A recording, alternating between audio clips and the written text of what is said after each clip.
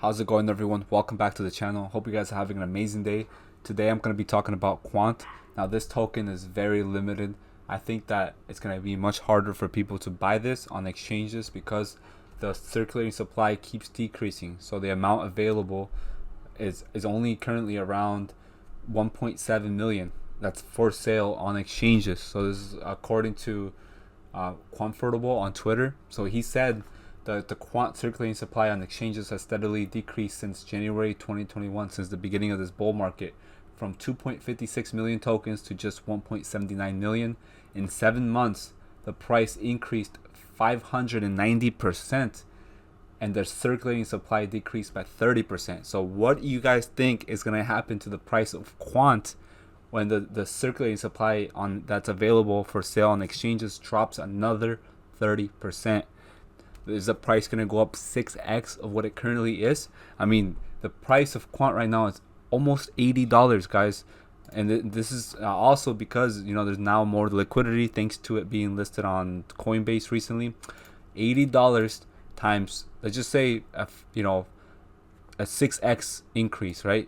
Like 600%. Again, let's just say that it has an increase similar to what happened when the circulating supply decreased by 30%. So if that happens, if that was to repeat itself, you're gonna get a token that's gonna be close to $500. And the reason why this is not that unrealistic is because we have an asset called Aave, AAVE, that I know you guys have heard of, which was also on major exchanges, but recently it has touched upwards of $500 to $600.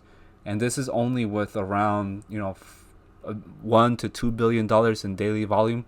So this is doable. I mean, especially if you have a token that now is not only on KuCoin, which is a decent exchange, but you have it also on the Coinbase exchange. So most retail investors that are going to be buying into the green candle are definitely going to push the price up, because most people really get into these coins, the utility tokens, once there's like a lot of price action. So they wait. They don't buy when everything's quiet, when everything's in the red. They don't buy during the bear markets, which is really sad. They wait until everyone starts pumping out information and content on Twitter, and people are crazy about it, like, oh, it just moved up 30%, it just moved up 50% in a day. That's when you start seeing retail go into something, and it's sometimes even too late. So I'm making this video right now because who knows, what if this coin starts pushing to $130 or $150 a coin, or $200 a coin, and then people come into my comments and are like, you didn't warn us, you didn't warn me that this coin was gonna be a 4 or 5 figure token, because of the fundamentals that it has, because of the utility that it's going to provide to banks, financial institutions, etc. So are you late for Quant? This is how early you guys are. I mean, I think this is updated to July, but if we go on the explorers, if you go to Etherscan, you can see that there's only 19,687 holders that own Quant in their wallets.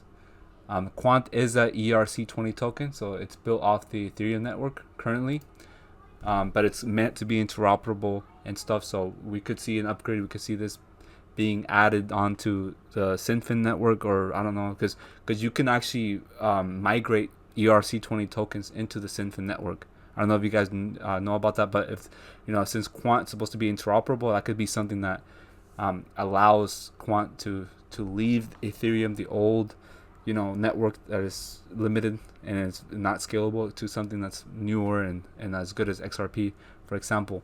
I don't know how that's gonna, if that is to happen in the future. I don't know how likely that is, but it's a possibility for sure. There's 19,000 people holding this. 85,000 people hold Aave, and it's past $300. You have Kusama, it has 125,000 holders. Hadera Hashgraph is getting near 300,000 people that own it. Polkadot has almost 400k. Shiba Inu, which is very surprising, to be honest, most utility maximalists saw this from a mile away. Like, they knew these hype tokens were going to take over, like Dogecoin and stuff, and are going to be more popular, of course, than the real digital assets that are here to stay, that are going to change the financial infrastructure of the world. But we can't expect everyone to get on board to do the time, to do the research, spend the time looking at news information and stuff, partnerships, and evaluate that, and look at previous price action, and compare that to what's going on right now and stuff like that. We don't expect anyone to really do that, and that's why we get on here and we spread the knowledge, we spread the information, guys, regarding these tokens, because we know that some people don't want to sit there and educate themselves. It's very hard. People get distracted. People just want to buy into the next pump coin, they want to get into a green candle, something that's already gone up like 40-50%. Like Dogecoin, most people were buying at 50-60 cents, thinking they were going to get rich, thinking it was going to go to $1, $2, $3. Obviously none of that happened. So I'm not saying that it's going to fail or that it's not going to be used or anything like that. I'm just saying I just don't think it's going to be like an XRP, like a bridge asset. It's obviously not going to be an asset that gets utilized for settlements. It's not at that level. It's not at like Synfins or XLM or XRP's level to be able to compete. It is just a meme token. It's just going to be a token that people are going to continue to hold, just for fun, I feel. But it's probably here to stay. I could be wrong, but the ones that I talk about mostly are the ones that are actually solving real world problems. Like, for example, banks have been calling on and for CBDCs. You have all CBDCs should be interoperable domestically, which gives commercial banks choice and allows for cross-border transactions. This is going to work hand in hand with Ripple to be able to solve that problem with the cross-border transactions and the friction that arises from the old system. But our multi-ledger token system, MLTS, removes single DLT limitations with interoperable CBDCs that run on multiple distributed ledger technologies at the same time. So that's going to be interesting, guys. This is actually a retweet from the Ledger Insights that talks about the Bank of International Settlements and the IMF, World Bank, that they're urging central banks to make CBDCs interoperable. So it's not like any random person or any CEO from a random tech company is urging central banks to make CBDCs interoperable. This is coming from World Bank, the IMF. These guys create monetary policy around the world, guys, for everyone. So they influence that. And Quant is a multi-ledger token, and you're able to mint basically multi-DLT stablecoins from fiat funds. So who is it for? Not for you and me, but it's for central banks, fintechs, trading consortia, closed loop payments, marketplaces, and micropayment platforms. So don't get offended if I say it's not for you and me. I'm including myself. Obviously, it's not for us. It's for them. But this is good. If you're holding this token, or if you're planning to even consider researching this token, this is good news, because you know that you're going to be in good hands. I mean, your investment is gonna be all right. It's not gonna be a rug pull like SafeMoon or whatever. I mean, have you guys seen SafeMoon? The liquidity off that thing has been drastically reduced. I think they're getting ready. If they haven't already rug pulled the users in their network, what network? This is nothing. This is just some Ponzi scheme. But if they haven't already rug pulled, I mean, they're thinking about it for sure. I mean, look at this. This is ridiculous. This was a token that used to have like how much volume? Let me see. Let me go down here to give you an idea. This token, this is a token, bro. This is SafeMoon, a token that had like 200 million, almost $300 million of daily volume during May. Now is struggling to get past 10 million volume a day. It's sad, and it has 1 million people watching this, which is disgraceful. To this whole market. You got Cardano, it's still staying strong above $1. XRP 64 cents. Looks like there's a lot of support there. Solana $32. That's where you would expect it to be. Stellar 25 cents. That one has actually fallen a lot. I was buying this at 39 cents, 38 cents, and I thought I was getting a good deal like a couple months ago, around here, before it went up to like 70 cents or whatever. I thought I was like, I'm a genius. I'm buying freaking Stellar at 40 cents.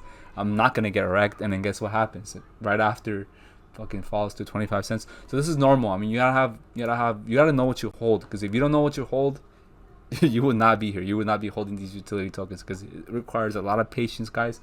It requires diamond hands, and more than that. I mean, you need to read some books about stoicism or something. You know, you gotta you go through the fire if you want to come out wealthy with this stuff. Same thing with Hedera Hashgraph. I thought I was a genius buying this at 23 cents, 24 cents after it corrected, you know, from 40 cents. I was like, oh yeah, I'm getting a massive deal on Hedera. But like I said, it has fallen. Even when I thought I bought the dip, it dipped even more. But I'm still very hopeful, and I know that this is going to be a sound investment long term. And it's here to stay. I know, because I know what I hold. So if I didn't know what I was holding, I would have already sold at a loss. So this is the difference between someone that knows what they hold and someone who doesn't know what they hold. Someone who doesn't know what they hold are going to sell most of these assets that are amazing at a loss, instead of selling them when they're up, you know, 100, 200, 300% in percentages and stuff. So I'm here for long-term percentage gains. I'm not here for that 20, 30%, you know, 40%. Like, that's nothing. I mean, you can get that out of stocks. You just buy the right ones, you know, early enough and stuff. You get in, you can make a decent amount of money with options as well. But, you know, I'd rather put my money into, you know, tokens that have utilities, that have some sort of use case, and Web 3.0 and the Internet 3.0, all that. So, guys, I just urge you guys to at least consider looking into Quant. I'm not telling you to buy it or not to buy it or to sell it if you hold it. No, I'm just telling you, research this. This is supposed to connect every single blockchain and enterprise platform like JPM, Quorum, Corda, Hyperledger, Ripple together, and other networks that are public, permissionless, or enterprise permissioned. That includes IOTA, Stellar, you know, all these other platforms that you see on here. This is supposed to make all these interoperable with each other. So it's solving a massive problem in distributed ledger technology and blockchains in general. So this is very good, guys. Another thing, these are the many use cases that Quant as a utility token has. So it allows for enterprise licenses if you hold these tokens, developer licenses. You can pay for platform fees with these tokens, and identity and account. I mean, that's how you get verified on there. I'm guessing this has to do with like KYC, transaction processing, application users, gateways, and staking. That's going to be massive for this token that's already scarce and limited. Investment and store of value. So if you thought Bitcoin was the best store of value out there, you know, look at this. I'm just going to urge you to review Quant. Do the research. The guy is a genius. The CEO behind the company he's out of this world, man, when it comes to knowledge about blockchain technology. Just like David Schwartz, just like the creator of Cardano. Look, the Overledger platform by Quant Network connects various blockchain networks as well as legacy systems. So the platform provides a blockchain agnostic operating system for business applications to run. It currently supports Hyperledger Fabric, which includes Stellar, guys. So don't think that Stellar is somehow out of this equation. No, it's not. It's still here.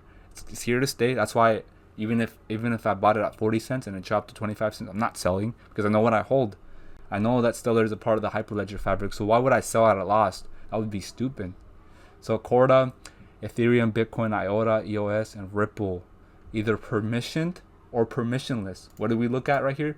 Either permissioned or permissionless blockchains, right? Ripple's enterprise permission, so has that privacy and features built into the ledger. So you have the private ledgers, public ledgers, whatever. And Corda is also the same. Utilizes both XRP and XTC as a settlement token for the Corda settler. You got public permissionless blockchains, which is like Stellar, which this would be perfect for like CBDCs or stablecoins. Stellar as a platform, I'm gonna say this. I think it's perfect for stablecoins and CBDCs. XRP is a perfect token for settlements and for as a bridge asset. I think that's what its use case is mostly for it to be an asset that you can swap in and out of between anything else that can be minted on the XRP ledger. So it's very flexible. Hyperledger is just, it's a platform that includes all these other blockchains as well. These are all interconnected. That's how you connect all these together and realize that they're all working for each other.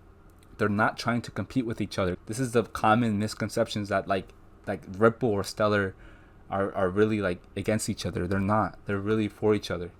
And just a lot of other information. This is what the World Bank was talking about when it came to Quant and why that technology is necessary. Another thing, expect a massive upgrade to the Overledger, which is the Overledger 2.0 release. And this is going to make it so that one API is all you need. So all you need is just one or two steps, and it's going to make everything interoperable to that ISO TC 307 standard. Check out this tweet by Lord Quantonian on Twitter. He shared this image that shows the interchange, which looks like it's an app on the Overledger network, which showcases interchange transactions. And what's interesting is there's a Ripple net transaction on here from ACME to BTTK. So this looks like a transaction between banks or I don't know, financial institutions. Who really knows? This might be a test platform though, but it also shows in the history right here other transactions that were made. It looks like they were made successfully. One was on the Ethereum network. The other two were RippleNet. Most of them are RippleNet, so that's pretty interesting how this is tied with Ripple. But this is basically a PowerPoint image that's showing the multi-asset and payment interchange. This has to do with the UK and their CBDC. That's going to be issued by the UK central bank. This deals with XRP and Ethereum as digital currencies, and also with agency banks like Swift for cross-border payments. You got Faster Payments UK, which is like the US FedNow service basically, but that's their equivalent, and the Pay UK, which is a request to pay open banking and all those schemes and how that works with the Overledger. Very interesting stuff, guys. I wish I could tell you more about this. I don't really know much about the Overledger, but this is definitely bullish for Quant for sure. And this is gonna be it for the video. Hope you all enjoyed it, and if you did, definitely leave a like and comment on my video. If you have any suggestions for future uploads, or if you have any questions, I'll get to it as soon as possible. Subscribe to my channel if you're new. This has been Crypto Slayer. I'll talk to you all in the next video. I'm out.